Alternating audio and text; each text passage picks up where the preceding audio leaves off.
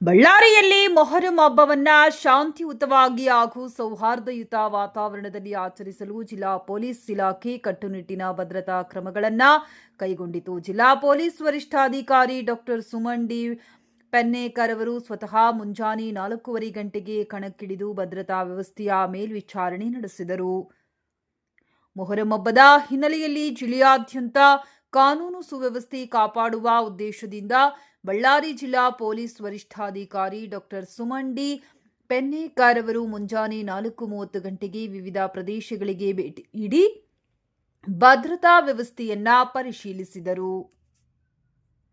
ಪ್ರತಿ ವರ್ಷದಂತೆ ಮೊಹರಂ ಅಂಗವಾಗಿ ಬೆಂಗಳೂರು ರಸ್ತೆ ಸೇರಿದಂತೆ ನಗರದ ಪ್ರಮುಖ ಮಾರ್ಗಗಳು ಹಾಗೂ ನೂರಾರು ಪಿರ್ಲದೇವರು ತಾಜಿಯಾಗಳು ಒಗ್ಗೂಡುವ ಹಳೆ ಬುರ್ಸ್ಪೇಟೆ ಸರ್ಕಲ್ಗೆ ಭೇಟಿ ನೀಡಿದ ಎಸ್ಪಿ ಪೊಲೀಸ್ ಬಂದೋಬಸ್ತ್ ವ್ಯವಸ್ಥೆಯನ್ನ ಪರಿಶೀಲಿಸಿ ಕರ್ತವ್ಯದಲ್ಲಿದ್ದ ಅಧಿಕಾರಿಗಳು ಮತ್ತು ಸಿಬ್ಬಂದಿಗೆ ಅಗತ್ಯ ಸೂಚನೆಗಳನ್ನ ನೀಡಿದರು.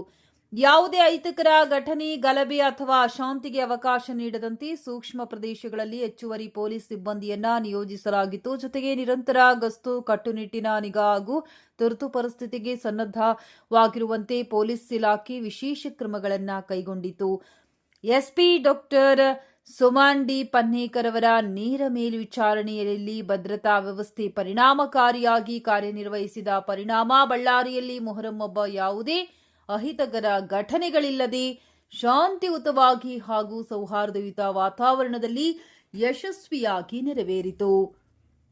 ಬಳ್ಳಾರಿ ಜಿಲ್ಲಾ ಪೊಲೀಸ್ ಇಲಾಖೆಯ ಸಮರ್ಪಕ ಯೋಜನೆ, ಕಟ್ಟುನಿಟ್ಟಿನ ಭದ್ರತಾ ವ್ಯವಸ್ಥೆ ಮತ್ತು ಸಾರ್ವಜನಿಕರ ಸಹಕಾರದಿಂದ ಈ ವರ್ಷದ ಮೊಹರಂ ಆಚರಣೆ ಯಶಸ್ವಿಯಾಗಿ ಸಂಪನ್ನಗೊಂಡಿದೆ. ಇನ್ನಷ್ಟು ನಿಖರ ಮತ್ತು ಅಧಿಕೃತ ಮಾಹಿತಿಗಾಗಿ ನಮ್ಮ Ballari daily news Kannada channel ಅನ್ನು ಸಬ್ಸ್ಕ್ರೈಬ್ ಮಾಡಿ.